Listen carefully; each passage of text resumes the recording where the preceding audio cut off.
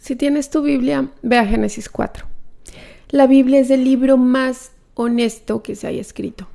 Nos muestra la verdad sobre la vida en la tierra y los mejores y peores días de la historia humana. En Génesis 1 y 2 es cuando Dios hizo toda su obra. Hizo el mundo, a nuestros primeros padres, Adán y Eva, y el matrimonio. Todo estaba bien. Como hablamos el lunes anterior, Génesis 3 muestra lo que hemos hecho, y eso es romper y arruinar todo lo que Dios hizo. Lo que vemos en Génesis 3 es que después del matrimonio viene la guerra. Satanás aparece y hace un ataque a nuestros primeros padres en el primer matrimonio. La pregunta es, ¿qué sigue después? ¿Cuál es el destino de la historia humana? ¿Por qué las familias están tan rotas, tan dañadas y nos pasan ese dolor de generación en generación? Pero antes de empezar esta conversación, solo quiero recordarte, si aún no te has suscrito a mi canal, hazlo. También activa la campana de notificaciones, ya que realizo 2 videos nuevos cada semana tratando temas interesantes relacionados con la palabra de Dios. Al pasar al capítulo 4, en realidad pasamos a la siguiente generación.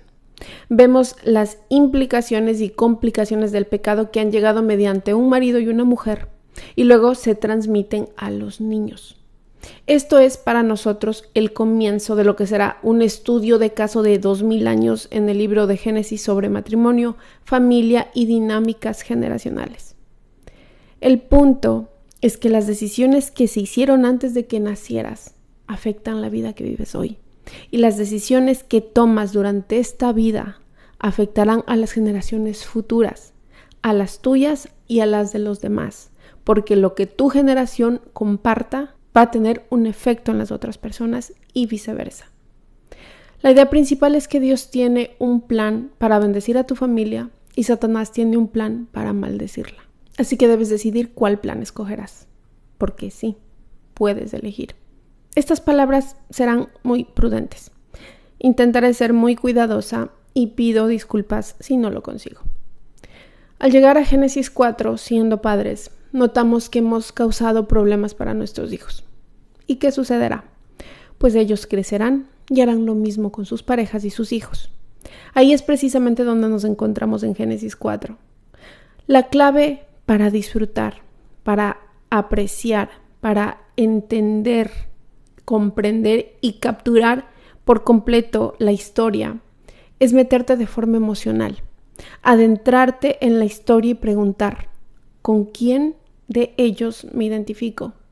¿Qué acciones, pensamientos, conductas, condiciones y motivos del corazón resuenan y me recuerdan a mí? Adentrarte a la historia de forma emocional para que así puedas participar y comprender mejor. El lunes pasado hablamos de la caída de la humanidad, del mundo roto en que estamos viviendo, y hoy veremos la caída de la familia. Nos preguntamos por qué las familias están tan lastimadas. ¿Por qué algunas son tan dolorosas? ¿Cuántos de los que escuchan tienen una familia? ¿Y a cuántos de ustedes su familia les ha causado dolor? Directa o indirectamente, intencional o sin intención. La idea principal es que a veces el pecado y caer en la maldición se siente menos agudo y doloroso cuando viene de parte de los nuestros, ¿cierto? Cuando tú ves una familia disfuncional de lejos y dices, wow, pobrecitos, mira lo que están haciendo mal y tal y tal. Pero cuando viene de tus padres, cuando viene de tus hermanos, como que le bajas el volumen, como que lo suavizas. Cuando ninguno estamos sanos. Todo esto ya existe en nuestras relaciones familiares. Desearíamos que nuestra familia estuviera más sana y más unida, pero a menudo es insana, herida y dolorosa. Vemos el comienzo de la caída de la familia en Génesis 4. Y el hombre se unió a Eva, así que intimaron y ella concibió. Ellos tienen el primer hijo de la historia. Este es el comienzo de seres humanos nacidos. Antes de esto, Adán y Eva fueron creados. Ahora darán a luz a hijos. Y dio a luz a Caín. Y dijo, he adquirido varón con la ayuda del Señor. Hay un par de maneras para interpretar esto, pero lo veremos luego. Después dio a luz a Abel, su hermano. Ahora hay 2 hijos, ambos varones. Caín es el hermano mayor y Abel el menor. Y Abel fue pastor de ovejas. Se podría decir que él fue un ganadero. Y Caín fue labrador de la tierra. Podríamos decir que fue un agricultor. Al transcurrir el tiempo, Caín trajo al Señor una ofrenda del fruto de la tierra. Este es el comienzo de la iglesia, 2 personas llegando a la presencia de Dios para adorarle. También Abel, por su parte, trajo de los primogénitos de sus ovejas lo mejor para Dios. Ellos traen sus ofrendas de sus trabajos. El Señor miró con agrado a Abel y su ofrenda, pero no miró con agrado a Caín y su ofrenda. Dios acepta una y rechaza la otra. En un momento responderemos por qué. Caín se enojó mucho. Este es el comienzo del enojo, de la ira. Y su semblante se demudó, dice la palabra. Su rostro lo delataba. Entonces el Señor le dijo a Caín: ¿por qué estás enojado y por qué se ha demudado tu semblante? ¿Por qué te ves tan molesto? En momentos así podríamos sentir algo como, si hago las cosas bien, no son aceptadas, pero si no las hago bien, el pecado yace a la puerta. Si te sientes así, déjame decirte que estás en un muy mal lugar. Tienes una gran decisión frente a ti. El pecado viene por ti y tú necesitas resistirlo. Si te dejas llevar por lo que estás pensando y sintiendo en momentos así, harás las cosas incorrectas, tomarás las decisiones equivocadas. Tú debes dominarte, ejerce dominio sobre cualquier tentación. Sí puedes hacerlo. Caín dijo a su hermano Abel: vayamos al campo. Y aconteció que cuando estaban en el campo, él lo aleja de la presencia de Dios. Caín se levantó contra su hermano y lo mató. Teníamos 2 niños, ahora solo hay 1. Perdimos el 50% de la población nacida en el planeta Tierra. Entonces el Señor le dijo a Caín: ¿dónde está tu hermano Abel? Y él respondió: no sé, ¿soy acaso guardián de mi hermano? Y el Señor le dijo: ¿qué has hecho? La voz de la sangre de tu hermano clama a mí desde la tierra. Ahora pues, maldito eres de la tierra, que ha abierto su boca para recibir de tu mano la sangre de tu hermano. Cuando cultives el suelo, no te dará más su vigor. Vagabundo y errante serás en la tierra. Resumiré la historia. Comienzo con Eva, la que dice: he adquirido varón con la ayuda del Señor. Hay algunas maneras de interpretar lo que dice Eva. Lo mismo ocurrirá con lo que va a decir Caín en Génesis 4:13 a continuación. A menudo en Génesis se nos dice qué pasó, pero no se nos da el comentario para explicar todos los detalles. Lo mismo pasa en nuestra vida. A menudo pasan cosas en nuestra vida y tratamos de interpretar su significado. Tienes un mal día y dices: ¿era Dios disciplinándome? ¿Era Satanás atacándome? ¿Era Dios avisándome? ¿Este es el resultado de mis decisiones acaso? ¿O qué pasó y qué está sucediendo? Hay días que son confusos y complicados y no sabes bien cómo interpretar las experiencias que tienes. A veces Génesis nos da los comentarios y lo explica, otras veces solo nos dice lo que pasó y tenemos que llegar a la conclusión de lo que nos pasa. A mí lo que me gusta decir es que al entrar en Génesis hay asuntos que no son negociables, que están bastante claros, donde los creyentes debemos estar de acuerdo. Y hay asuntos que sí son negociables, donde varios de nosotros llegamos a distintas conclusiones. Aquí, el asesinato es malo. Punto. Estamos todos de acuerdo. El asesinato es malo. La pregunta aquí es: ¿a qué se refiere Eva con lo que dice? Una opción es que está sorprendida de que ella pueda hacer personas. Ella fue creada por Dios. Nunca estuvo embarazada y no tuvo una madre, y ahora lo está, pero no sabía qué era, no sabía qué estaba pasando. Estamos tratando de utilizar la lógica aquí. Podría ser que estaba algo asustada o sorprendida y dijo: wow, puedo hacer personas con la ayuda del Señor. Voy a ser honesta. He estado embarazada 2 veces. La primera vez de mi varón hermoso y la segunda con mis mellizos preciosos, una niña y un niño. Y es algo increíble. Es un milagro de inicio a fin. Estamos hechos para formar personas. Hay gente que no puede ni hacerse un sándwich, pero aquí nosotros podemos hacer personas. Es increíble. En Génesis 3:15, cuando Adán y Eva pecaron, Dios se acercó a Eva y le dijo que a través de la línea de la mujer vendrá un hijo varón que será el salvador de los pecadores. La promesa era que Jesús vendrá. Así que ella tal vez pudo pensar, wow, creé un problema, pero ahora traigo la solución. Hice un desastre, pero ahora voy a traer un Mesías. Traje el pecado, pero ahora traigo al Salvador. Ella puede estar pensando que dio a luz a Jesús. Pero, ¿dio ella a luz a Jesús? No. Ella tuvo un niño malo y un niño bueno. El niño malo sigue vivo y el niño bueno murió y no resucitó. Así que no dio a luz a Jesús. El punto es que ella es el problema. Ella es la llamada a formar a sus hijos en los años importantes de la infancia. Y Dios tendrá que proveer la solución para lo que ella no pueda manejar. Aquí vemos que sus hijos tienen una naturaleza pecaminosa. Adán y Eva no tenían una naturaleza pecaminosa, pero apenas pecaron, esa naturaleza se transmitió de generación en generación. Pablo dice esto en Romanos 5 del 12 al 21. Por el pecado de un hombre, toda la raza humana cayó. El pecado se nos imputa a través de nuestro padre Adán. Significa que ninguno de nosotros nace bueno por naturaleza o neutral en lo moral. Yo sé que esto va a sonar ofensivo para algunos, pero muchos decimos, yo soy una buena persona. Pero de hecho no. Otros dicen, yo tengo un buen corazón. De hecho, no lo tienes. Puedes intentar una y otra vez.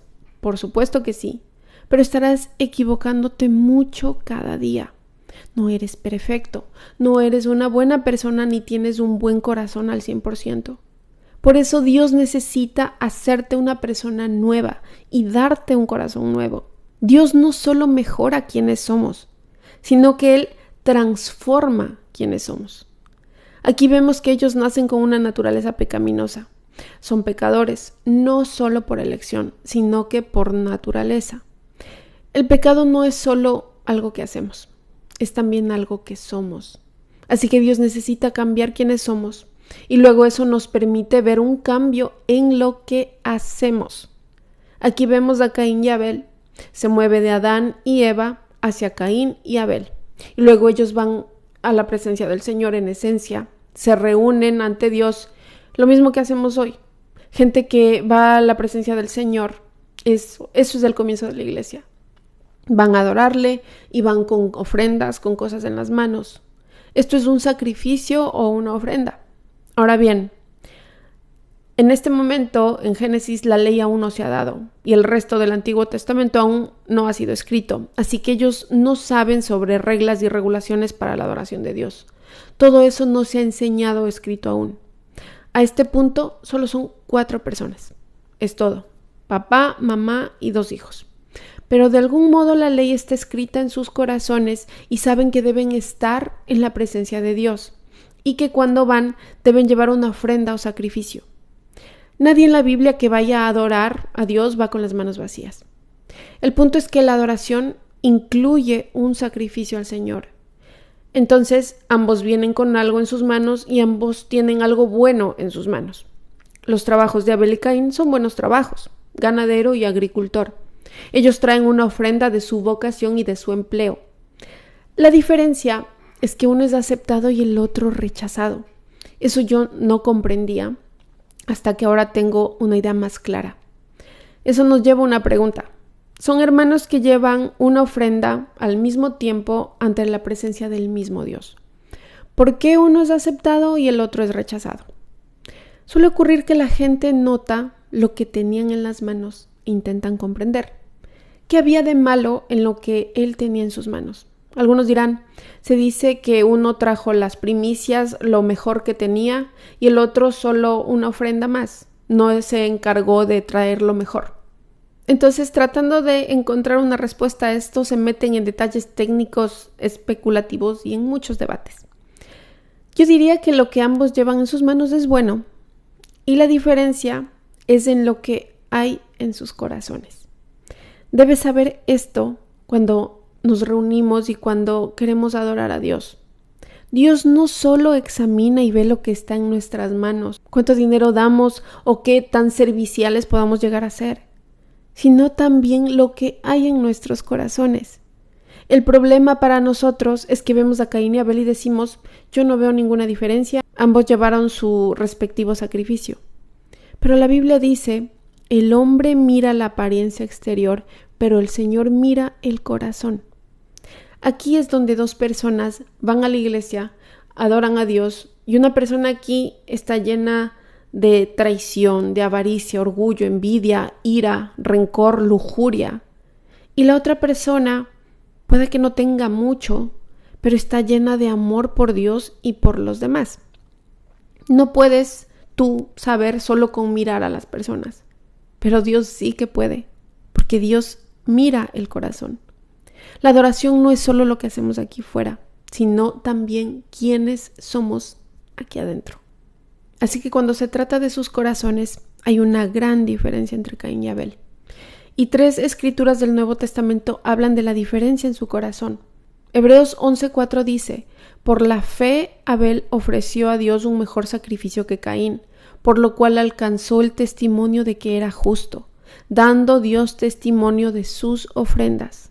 Y por la fe. El contexto de Hebreos 11 es que Abel tenía fe, pero Caín no. No era lo que tenían en sus manos lo que importaba, no era lo que estaban haciendo, sino que Abel tenía fe en su corazón, mientras que Caín no. Cuando vamos a adorar a Dios, debemos examinar nuestro corazón primero. Te pido ahora mismo que examines tu corazón. Leí una gran analogía. Dice que antes de que la Biblia sea un binocular para los demás, debe ser un espejo para ti. A veces leemos la Biblia y decimos, ¿qué rayos le pasa a Caín? ¿Por qué hace estas cosas? Pero lo que debemos hacer es mirarnos en ese espejo y preguntar, ¿qué rayos pasa conmigo? Muchos dicen, no puedo creer que Caín fuera ante la presencia de Dios con un mal corazón. Y la pregunta es, ¿acaso tú no lo haces o nunca lo has hecho? ¿No estás haciendo lo mismo ahora? Discutiste tal vez con tu pareja en el camino antes de llegar. Y al llegar a la iglesia, en lugar de ir y ponerte humilde ante Dios, vas y te escondes por una esquina o te sientas en la parte de atrás de enojado. Piensas en algo, en alguien que te hace sentir enojado, alguien que te dejó con un mal sabor, sientes rencor, te sientes frustrado. Tú y yo debemos buscar en nuestro corazón. Debemos citar las Escrituras y decir, Señor, busca en mí y ve si hay algún camino impuro en mí. Abel tenía fe, conocía y amaba al Señor, pero Caín no. Además se nos dice esto en 1 de Juan 13. No como Caín. Se ofrece una comparación y contraste entre estos dos hermanos, Caín y Abel, que era del maligno. Aquí se nos dice que el mismo ser satánico que vino por Adán y Eva en su matrimonio vino por Caín y su legado, no solo Caín, sino sus generaciones. Dice que lo que está ocurriendo por detrás es en realidad una guerra demoníaca y espiritual. Cada vez que veas a alguien tomar la vida humana inocente de otro, destrozar la vida de otro, hacerle daño a una persona, debes saber que es demoníaco desde sus raíces. Se está haciendo el mal y el maligno está detrás de ello. Como Caín, que era del maligno y mató a su hermano. ¿Y por qué causa lo mató? Esa es nuestra pregunta. ¿Por qué sus obras eran malas y las de su hermano justas? Entonces leemos algo increíble. Hermanos, no se maravillen si el mundo los odia. Lo que dice es que si vienes a adorar al Señor, no te maravilles si cuando actúas como Abel, el mundo actúe como Caín hacia ti. ¿A cuántos esto les explica gran parte de su vida? Algunos familiares, políticos o de sangre te repudian o rechazan porque amas, hablas y sirves a Jesús. Algunos amigos se burlan de ti o te difaman porque amas y quieres servir a Jesús. A veces nos metemos en problemas no por hacer lo incorrecto, sino por intentar hacer lo correcto. Lo que aquí dice es que si vas a vivir para Dios, espera que el mundo esté en tu contra. Dice que el mundo está en la posición de Caín. Además, en Judas 1:10-11 se dice, pero estos blasfeman las cosas que no entienden y las cosas que como animales irracionales conocen por instinto. Ay de ellos porque han seguido el camino de Caín. Lo que dice es que Caín tiene descendientes espirituales. Los que siguen su camino y su plan causan problemas, causan mucho daño, causan dolores y son un peligro. Y el pueblo de Dios debería seguir los pasos de Abel, adorar y servir al Señor de todo corazón y tratar con lo que hay en nosotros a pesar de lo que ocurre a nuestro alrededor. Al final del día la pregunta es esta. Ahora mismo, ¿es tu corazón más como Caín o como el de Abel? Lo que empezó para ellos como ir a adorar terminó en un asesinato. Esto demuestra que el pecado es dominante, que tú y yo, en nuestros peores momentos, somos capaces de lo que sea. Cuando ellos van a adorar, ¿en quién está pensando Abel? En Dios. ¿En quién está pensando Caín? En Abel. Así es como sabes si hay algo malo en lo profundo de tu corazón. Si vas a adorar a Dios y piensas en alguien o algo más aparte de Dios. Caín es como si viera a Abel y le dijera, ok, sí, adora al Señor, pero levanta las manos para poder apuñalarte en el costado. Incluso podemos ir a la iglesia y en vez de pensar en el Señor, pensamos qué ropa debería haberme puesto, debería haber usado otra cosa. Ojalá y X persona estuviera aquí para que escuche esto que están diciendo. De repente nos miramos el uno al otro en lugar de mirar hacia el que puede curarlo todo. Este es el problema de Caín. Está tan consumido por Abel que ignora al Señor. ¿Cómo responde Dios? A veces cuando alguien no está muy sano y está quebrantado, les repugna la salud. Así que cuando Caín llega a la presencia de Dios y a la de Abel, esto le afecta. Está enfadado, está molesto y está muy sensible. No se siente cómodo ahí. No le gusta estar allí y eso no le hace sentir bien. Él es el problema. Pero es un religioso y lo que hacen los religiosos es fingir y pretender. Pero hay una gran enfermedad en sus almas. Esa es la historia de Caín. Y lo finge y lo oculta. Porque él sabe que tiene que ir a adorar al Señor. Pero su corazón está lleno de todo lo equivocado. No puedes verlo en su cara hasta que el Señor lo reprende. Estos son los religiosos que son poco saludables, que están quebrantados, que son controladores, que se creen jueces, son rencorosos. A veces han sido traumatizados, han pasado penurias y se encuentran muy mal. Pero esto no fue lo que le pasó a Caín, porque él no tiene a quien culpar. Es un mundo pecaminoso, pero no es que él haya vivido generación tras generación de traumas. Solo hay 4 personas. La influencia de la madre y el padre es la base que tiene. Él llega a la presencia de Dios y de Abel y eso lo exalta y agita. Si él estuviese sano, estando en la presencia del Señor y de su hermano, el adorar a Dios lo calmaría y lo sanaría. Los puritanos tienen una antigua frase. El mismo sol que derrite el hielo endurece la arcilla. El punto es que cuando vienes a la presencia de Dios y tu corazón es suave, se derrite. Ese es Abel. Si tu corazón es duro, se hornea como la arcilla del desierto. Ese es Caín.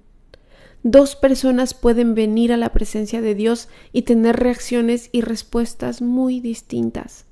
A veces las personas que no son sanas se sentirán incómodas cerca de los que son sanos.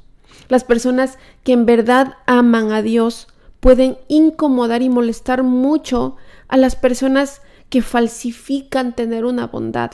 Si le preguntaras a Caín cómo le va, te diría, me va genial, estoy de maravilla, yo amo a Dios y amo a todos y quiero ayudar a todos. Ves a Caín y piensas, wow, qué bien, se ve bien. Pero él es el Judas del Antiguo Testamento. Judas era el hombre que si lo mirabas en el ministerio de Jesús dirías, wow, qué bien, cómo está ahí, cómo lo ayuda. Está en la presencia del mismo Jesús. Él está en la presencia de forma literal. Lo ves que canta, lo ves que baila, que toma notas, que levanta sus manos, que besa a Jesús. Ayuda a recoger las ofrendas y todo se ve bien, es muy servicial. Pero de pronto ves que toma las ofrendas y las usa para pagar la traición y el asesinato de Jesús. Todo el tiempo que Judas estuvo en la presencia de Jesús estuvo tramando su asesinato. Tú y yo debemos ser muy cuidadosos y examinar nuestros propios corazones. Tenemos que preguntarnos, al venir hoy a la presencia del Señor, ¿es mi corazón más como Caín o como el de Abel?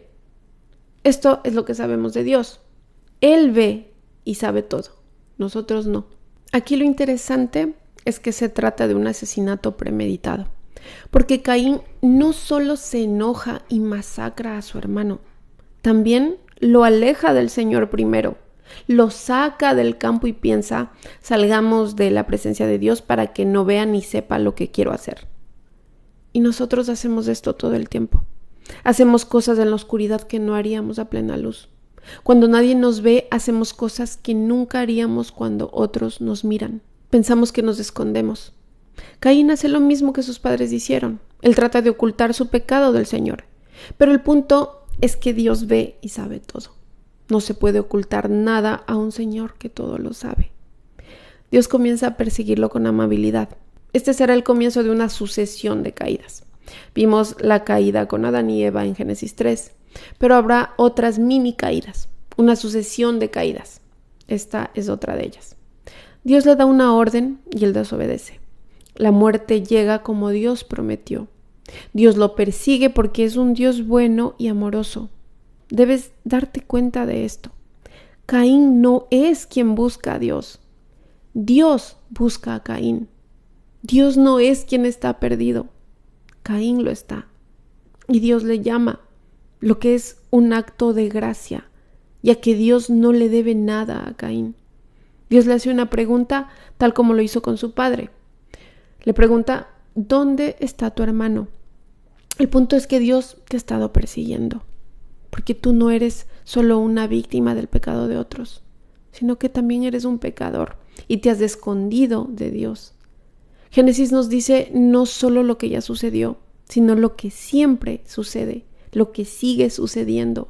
Dios nos ha estado persiguiendo y nos ha estado llamando. Él te ha estado invitando a ser honesto respecto a quién eres y en dónde estás, para que puedas cambiar quién eres y el lugar donde estás. Esto es gracia sobre gracia, a Caín y a los que seguimos sus pasos. Y Dios le pregunta, ¿dónde está tu hermano? Al hacer esto, hay una buena lección de paternidad. A veces, cuando un niño es duro de corazón, es rebelde, es testarudo o es enojón, si solo le dices qué hacer o le gritas y te enojas y haces peor las cosas, el resultado de tu hijo será todo lo contrario a lo que tú quieres. ¿Alguno de ustedes está criando o crió a niños así? Pues bien, a veces lo mejor que puedes hacer es hacerles preguntas. Hacer preguntas introspectivas, es decir, preguntas que les haga pensar acerca de lo que están haciendo, de cómo están actuando, y luego dejar ese silencio incómodo. Pero para eso tú debes tener autodominio, porque si tú eres peor que el niño, ¿qué va a pasar en esa casa? Tu autocontrol y las preguntas que le hagas para que reflexione le exigirán que vuelva a la realidad. Entonces Dios pregunta, ¿dónde está tu hermano? Y Caín se burla de Dios. También hacemos esto todo el tiempo. Aún pecamos contra Dios. Y aunque viene el Espíritu Santo y nos llama y nos condena y tenemos consecuencias, lo volvemos a hacer. Y en la noche vamos y le pedimos a Dios después de habernos comportado y haber hecho cosas que no debíamos. Eso es burlarse de Dios. Nos reímos, nos mofamos de Él. Eso es lo que pasa. Este es el asunto con Caín. Él no piensa en la decisión para su legado, de la misma manera en la que sus padres no consideraron su decisión para el legado que iban a dejar.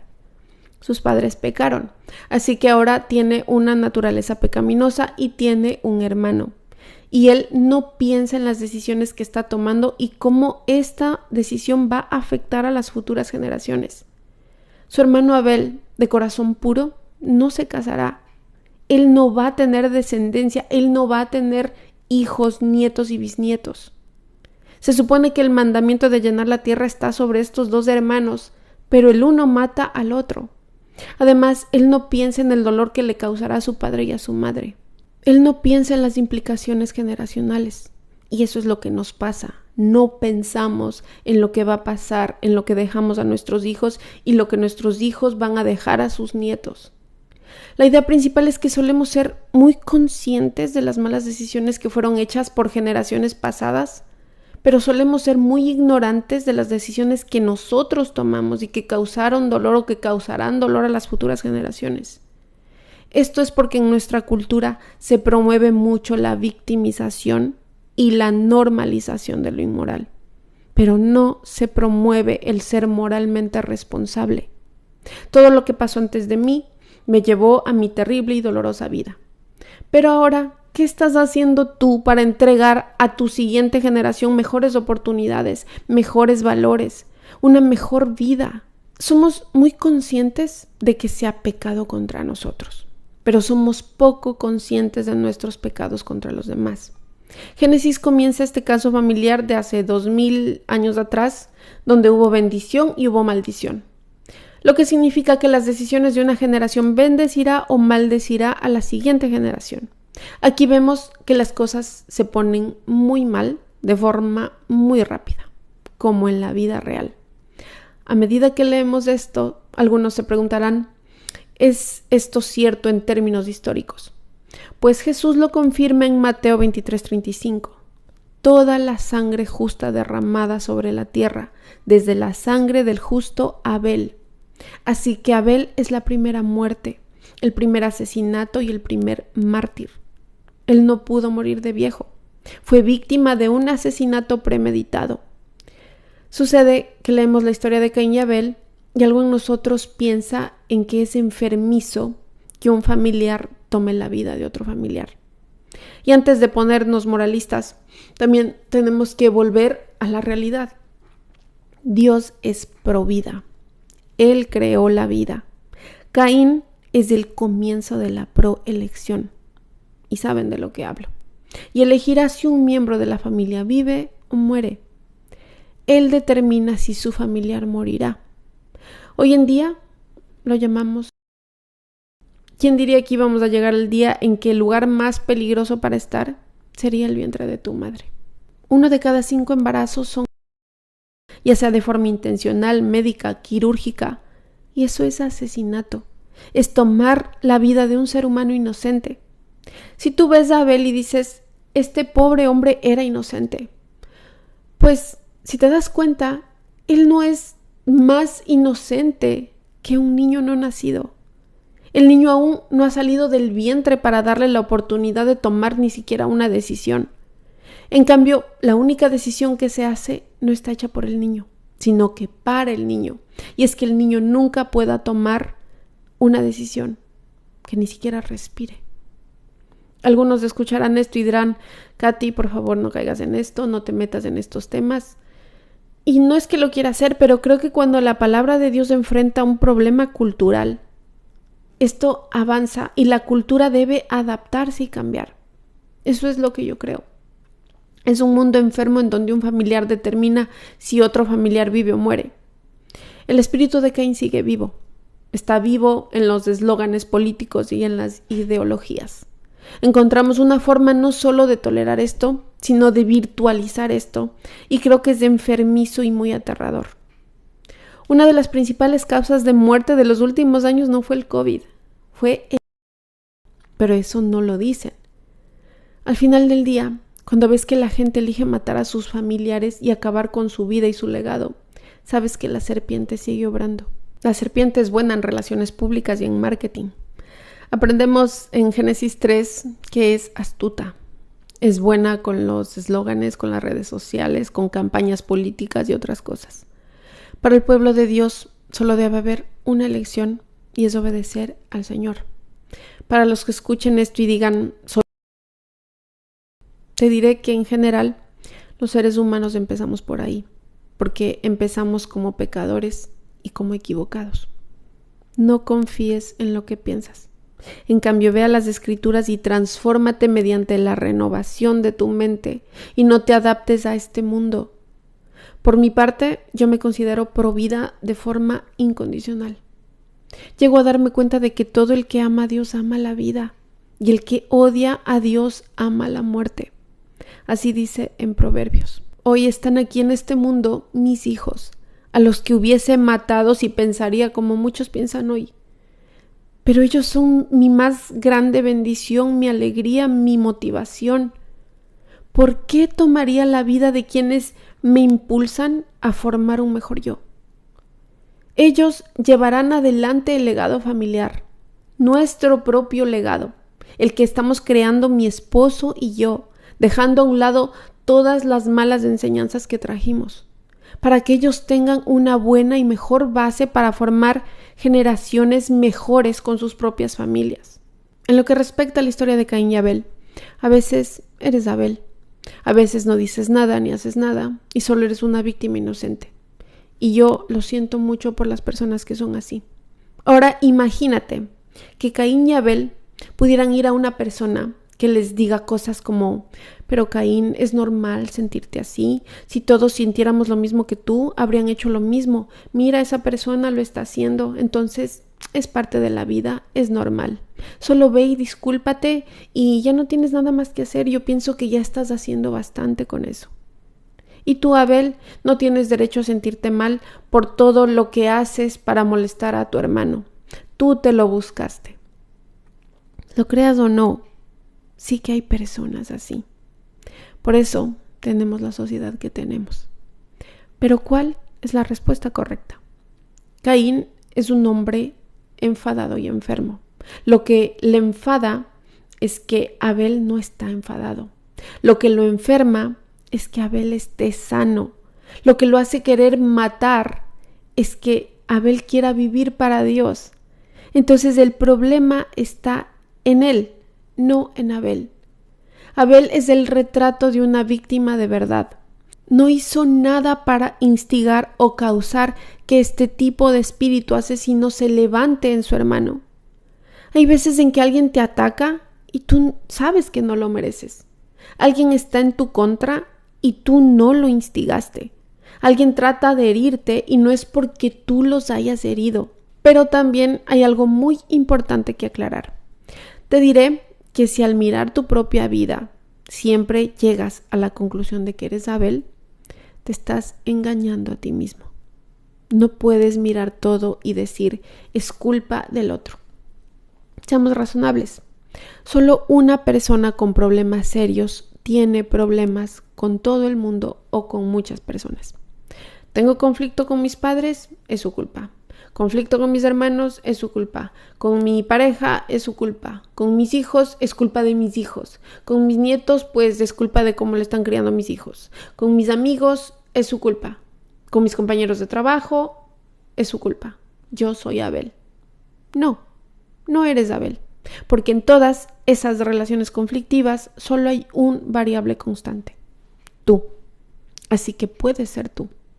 Por el otro lado, si te llevas bien con tus seres queridos, tienes relaciones sólidas, cercanas, no es común para ti tener problemas o enfrentarte con personas problemáticas y de repente llegan 2 o 3 personas en toda tu vida que te sacan de órbita, entonces sí podríamos estar hablando de que no eres tú el problema.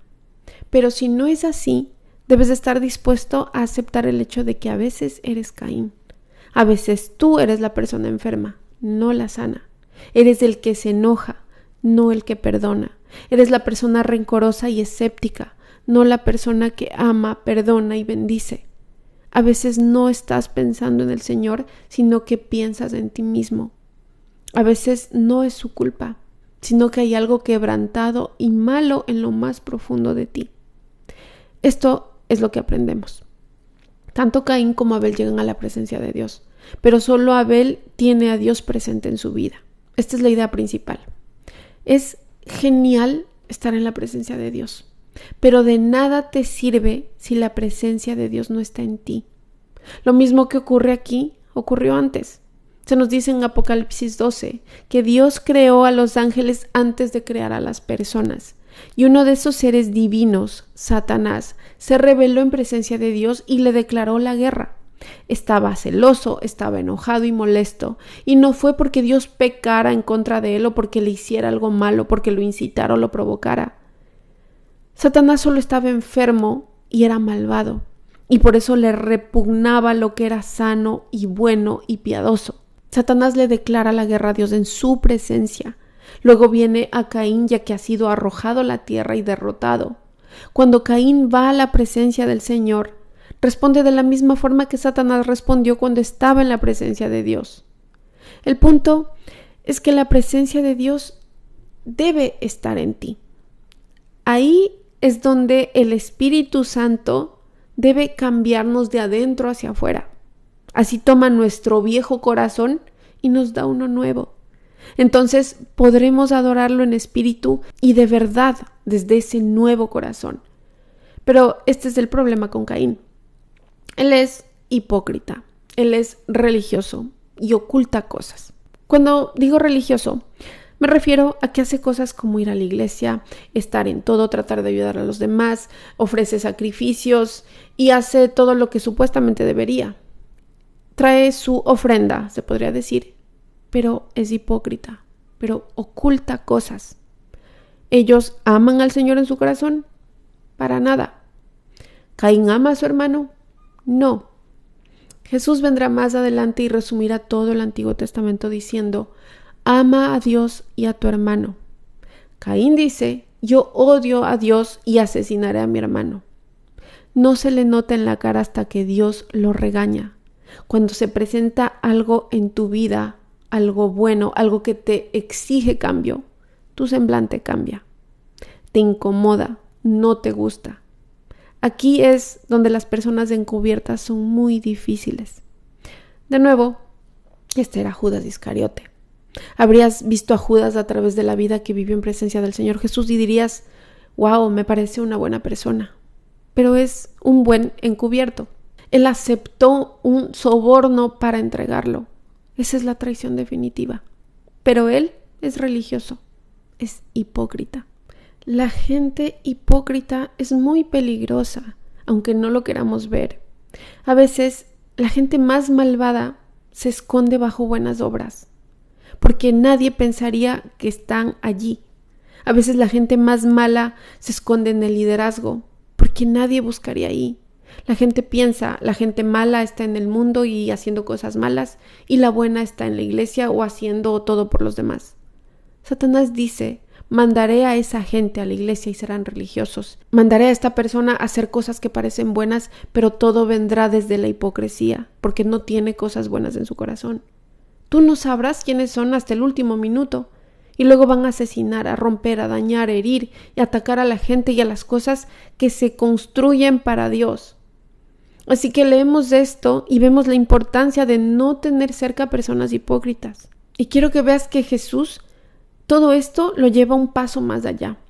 En el siguiente libro de la Biblia, escrito de forma similar por Moisés, los 10 mandamientos son dados. Uno de ellos es: no matarás. No es solo matar. El asesinato es quitar una vida inocente. A veces a través de la guerra, del Estado, de la policía, hay que quitar una vida para preservar otra. Jesús lo lleva un paso más allá. Del asesinato de las manos al asesinato del corazón.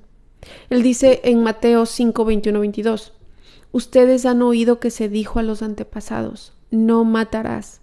Pero yo les digo que todo aquel que esté enojado con su hermano será culpable ante la corte. Jesús dice que hay 2 tipos de asesinato. Hay asesinatos con las manos y asesinatos con el corazón. Y Dios puede ver ambos. Estaba hablando con mi hijo de esto y me dijo: mami, no puedo creer que Caín matara a su hermano. Yo le dije que a veces la relación entre hermanos es complicada, porque aprovecho estas conversaciones para tratar nuestros temas del día a día. Habrá días en que tus hermanos te hagan enojar tanto que quieras ahorcarlos, y también habrá días que tú los hagas enojar a ellos. Y así es. Las personas que más te vuelven loco son las más cercanas, y suele ser tu familia. Pero tu actuar y la respuesta a todo está en saber cómo es tu corazón. Estuvimos hablando de lo que hizo Caín, pensamos en ello Le dije que no había ley y que nadie había muerto aún en ese entonces, así que no había policía, ni investigaciones, ni nada de esas cosas. No había testigos, no había cárceles, no había alguien que lo atrape y que lo declare culpable. Y se vino esto a mi mente. Y para los que me escuchan, les pregunto, si pudieras garantizar al 100% que te vas a salir con la tuya y que nadie lo va a saber, ¿hay al menos alguna persona a quien tú matarías? La respuesta sincera podría asustarte, o no, depende de tu corazón. Al final del día, hemos tenido que llegar a lo que hoy tenemos, que lo único que limita a alguien de hacer esas cosas es que ellos también sufrirán las consecuencias. Lo único que les suele impedir a una persona causar un mayor dolor es lo que les va a pasar a ellos, porque son personas egoístas. Si lo que hacen les causa dolor solamente a los otros, pero no a ellos, entonces ellos lo hacen. Ellos no tienen ningún problema en hacerlo, lo he visto. Pero cuando ven que ellos también van a ser perjudicados, entonces se frenan. La pregunta es, ¿dónde está tu corazón? Hay muchas formas distintas en las que matamos a la gente. Matamos sus sentimientos, matamos su reputación, su autoestima, su amor, su familia. Les lanzamos maldiciones en lugar de bendiciones. Tenemos rencor hacia ellos en lugar de perdón cuando hablamos mal de ellos. Si hay asesinato en nuestro corazón, al final saldrá con nuestras palabras y a veces incluso con nuestras manos. Hace un tiempo compartí una analogía que viene de una misionera llamada Amy Carmichael. Ella tiene este libro de analogías y creo que es muy perspicaz. ¿Qué hay en la taza? Agua. Entonces, cuando la golpeo, ¿qué sale? Lo que hay dentro. Si hay enojo, asesinato, ira, rencor, traición, envidia, orgullo, engaño, en tu corazón, todo eso saldrá. A veces saldrá en tus palabras y a veces saldrá en tus acciones. Solo debemos mirar la historia y decir, a veces soy Abel, pero a veces también soy Caín. ¿Con quién tengo que disculparme para arrepentirme y pedir perdón? Pero no lo hacemos. Sabemos que acabamos de decir algo malo, sabemos que acabamos de hacer algo malo, pero nos callamos y nos aguantamos. ¿Por qué? Y si no quieres disculparte a viva voz, no lo hagas, pero por lo menos cambia tu actitud. Génesis 4:13-26 dice, y Caín dijo al Señor, mi castigo es demasiado grande para soportarlo. De nuevo, hay dos formas de interpretarlo y volveremos a ello. Hoy me has arrojado de la superficie de la tierra y de tu presencia me esconderé y seré vagabundo y errante en la tierra. Y sucederá que cualquiera que me halle me matará. Bueno, después de esto vamos a decir que tú has matado a alguien con tu corazón y dices, wow, ¿y si me encuentro a alguien que me haga lo mismo que yo hice? Si me encuentro a alguien como yo, si me encuentro con personas como yo, ¿qué pasa por tu mente? Entonces el Señor le dijo a Caín, no será así, pues cualquiera que mate a Caín 7 veces sufrirá venganza. Y el Señor puso una señal sobre Caín para que cualquiera que lo hallara no lo matara. Y salió Caín de la presencia del Señor y se estableció en la tierra de Nod, al oriente del Edén. Y conoció Caín a su mujer, y ella concibió y dio a luz a Enoc. Ya estamos en la tercera generación, los nietos de Adán y Eva. Caín edificó una ciudad, la primera ciudad, y la llamó Enoc como el nombre de su hijo. A Enoc le nació Irad. Ahora ya hay varias generaciones. Cuando tomas decisiones, también es para gente que aún no ha nacido. No te olvides. Bueno, y ellos tuvieron otros hijos y otros hijos y otros hijos. Hasta que nació Lamec. Lamec tomó para sí, ¿cuántas esposas? 2. Lamec dijo a sus mujeres Adán y Sila, oigan mi voz, mujeres de Lamec, presten oído a mis palabras, pues he dado muerte a un hombre por haberme herido. Si 7 veces es vengado Caín, entonces Lamec lo será 70 veces 7. La idea es que se pone peor.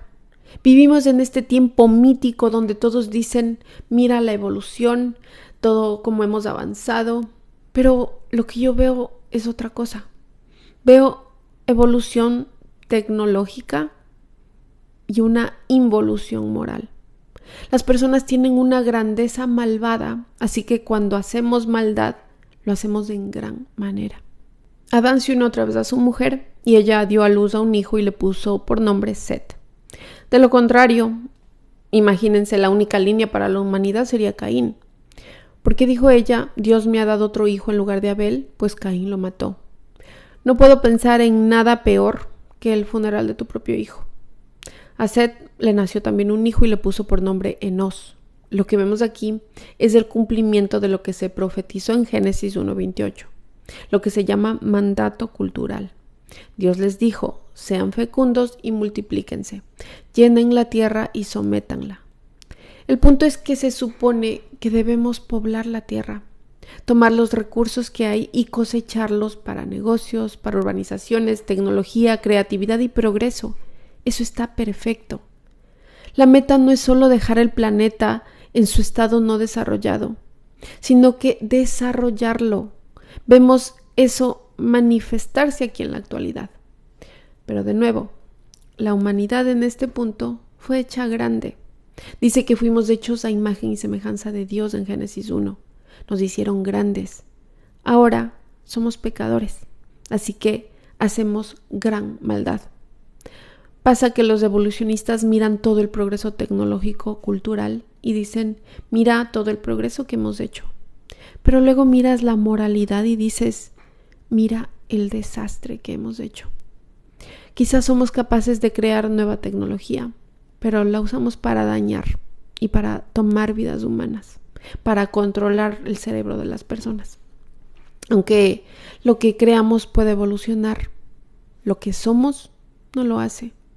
Lo que vemos aquí es progreso y lo vemos muy rápido. Fíjate que no hay ningún cavernícola, ya no existen. Esos hombres ya no están aquí, son un mito. Ahora, lo que nos quieren hacer es creer que si Costco o el supermercado está cerrado, moriremos. Eso es porque ya no somos tan emprendedores, no somos tan capaces. ¿Recuerdan el gran susto del papel higiénico del 2020?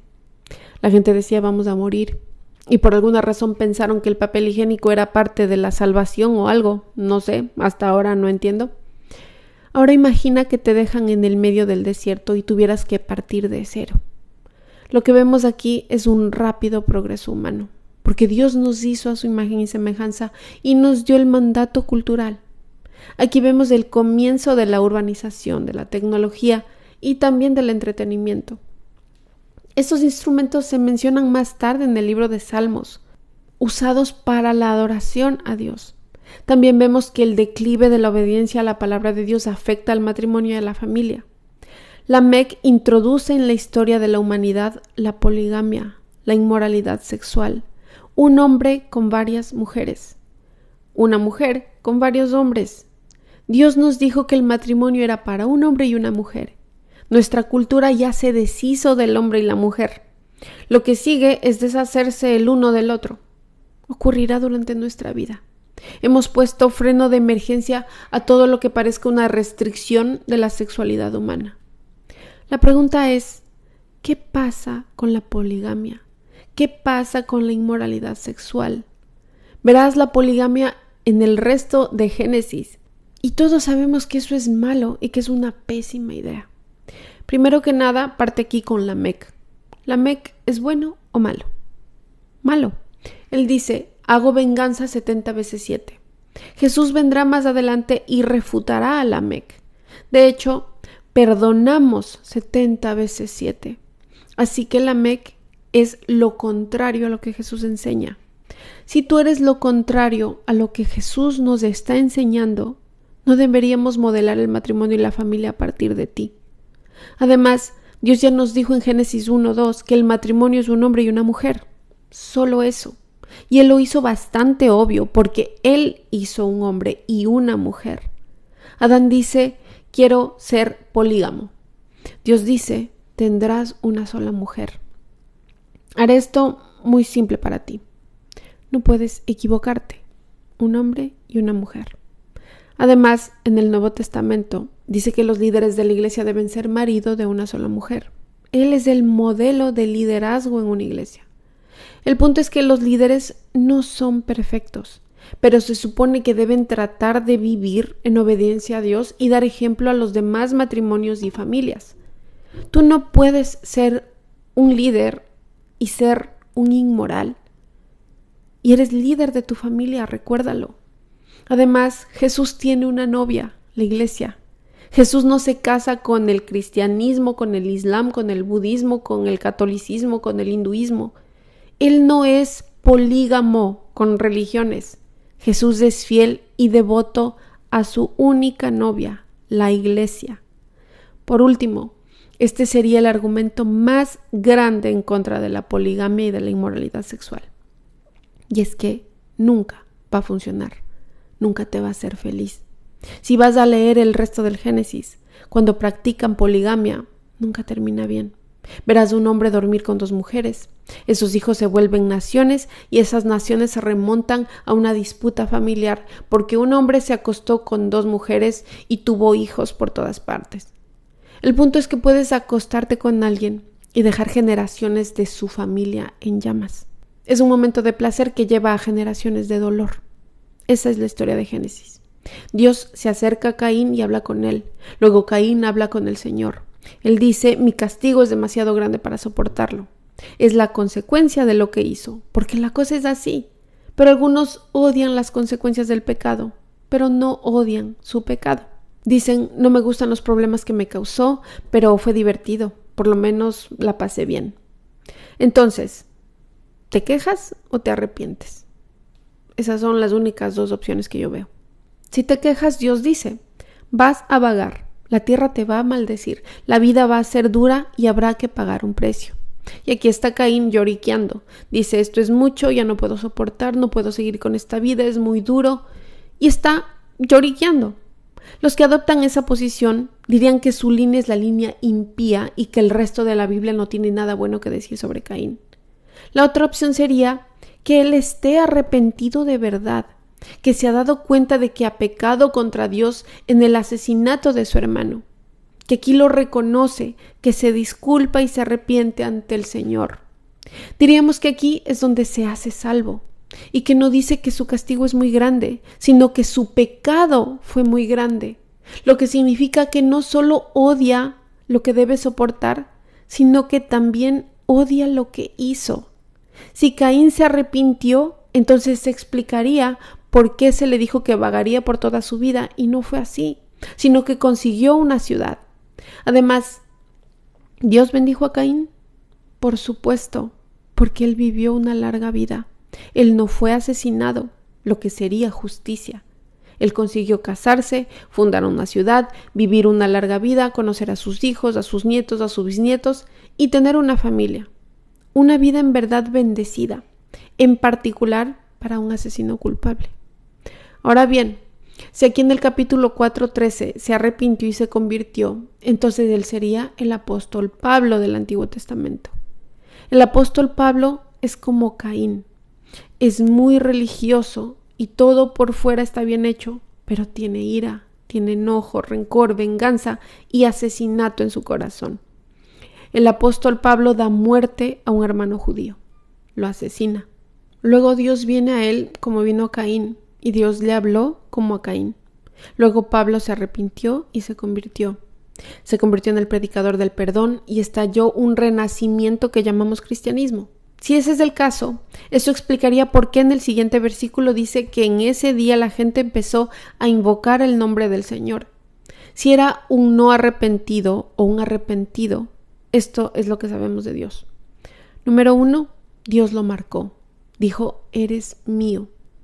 Hoy en día, Dios hace eso para el creyente con el Espíritu Santo. El Espíritu Santo es la marca del pueblo de Dios. Además, él fue bendecido y Dios bendice. A lo largo de Génesis, los temas de bendición y maldición son continuos, pero a nuestro Dios le gusta bendecir. Luego estalla un avivamiento. Te lo voy a mostrar. Por ese tiempo comenzaron los hombres a invocar el nombre del Señor. Invitan a Dios a sus matrimonios, a sus familias, a sus negocios, a sus vidas. La historia de la rivalidad entre hermanos, en especial la rivalidad fraternal, continúa a lo largo del Génesis. Hasta el último relato es una rivalidad de hermanos entre José y sus hermanos.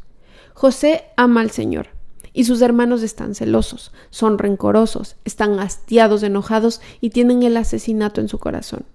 Lo alejan de su padre, como Caín apartó a Abel de la presencia del Señor, y lo dieron por muerto. Lo arrojaron a un agujero, lo vendieron como esclavo y le dijeron a su padre que estaba muerto. Luego José es tomado como esclavo, lo acusan falsamente de ser un violador y pasa un tiempo en prisión. Así que va de un hoyo a una prisión, pero al final termina en un palacio y gobierna y reina como la mano derecha del rey en Egipto. El rey gobernaba como un dios. José estaba sentado en el asiento de Jesús, a la derecha del rey. Se repite muchas veces que fue escogido porque lo citó. El Espíritu de Dios estaba sobre él. Incluso el impío faraón pudo ver que él estaba marcado como posesión de Dios. Al final, muchos años después, llega una hambruna y José gobierna y reina sobre la nación más próspera y poderosa de la tierra.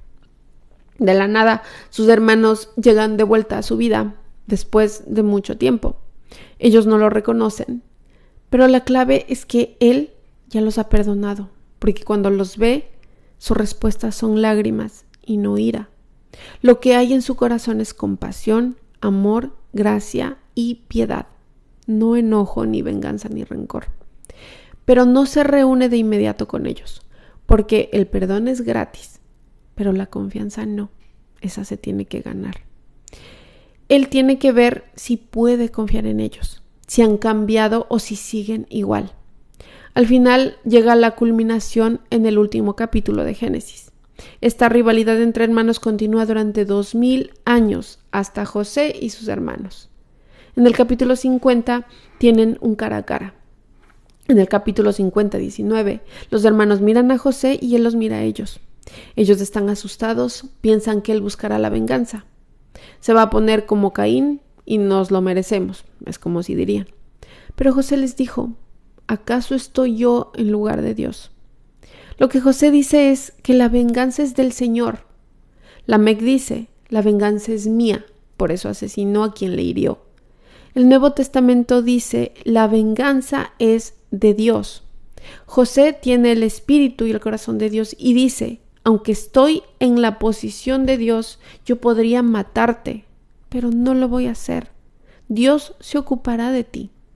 Luego en Génesis 50:20 dice, ustedes pensaron hacerme mal, pero Dios lo cambió para bien y se preservará la vida de mucha gente. Y así es como se persevera la vida de mucha gente, con personas así. En ese día muchos comenzaron a invocar el nombre de Dios.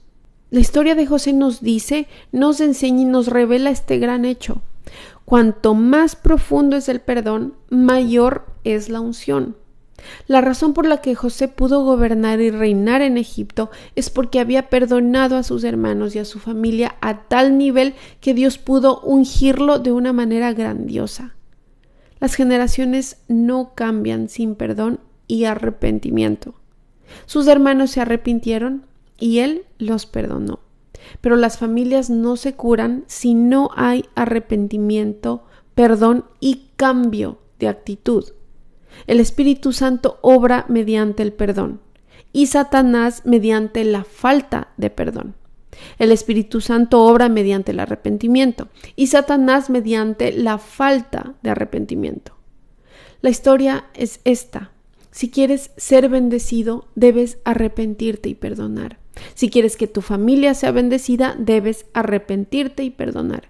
Si quieres que las generaciones que sigan tu camino sean bendecidas, debes arrepentirte de tu pecado y perdonar el pecado que fue hecho contra ti, partiendo por tu familia. Por eso estamos aquí. Estamos aquí para examinar nuestro propio corazón. Dios, ¿en dónde estoy? ¿Soy Caín o Abel? ¿Hay algo de Caín en mí? Podemos pedirle a Dios. Crea en mí un corazón limpio y puro y renueva un espíritu recto en mí para arrepentirnos de los pecados que hemos cometido y perdonar a los que han pecado contra nosotros. Para los que aún nos falta mucho para vivir en Dios, les digo aquí es donde te arrepientes de tus pecados y dices, yo estaba equivocado. Y recibes a Jesús, confesando que es el único que puede hacerlo bien. Hasta que no veas a Jesús como el centro, el héroe y la temática de las Escrituras, no las comprenderás bien. Esta es la idea principal. Jesús es Abel y nosotros somos Caín. Hebreos 12, 22-24 dice: ustedes en cambio se han acercado a Jesús, el mediador del nuevo pacto, y a la sangre rociada que habla mejor que la sangre de Abel. Jesús es el mejor Abel y nosotros el peor Caín. Si te gustó este mensaje y te interesa profundizar, no olvides suscribirte, ya que trabajo a diario en temas similares basándome en la palabra. Le doy gracias a Dios por darme la oportunidad de compartir y pido que nadie use este mensaje como arma, sino de una manera saludable y apropiada. Muchas gracias por estar aquí. Bendiciones para todos. Hasta la próxima.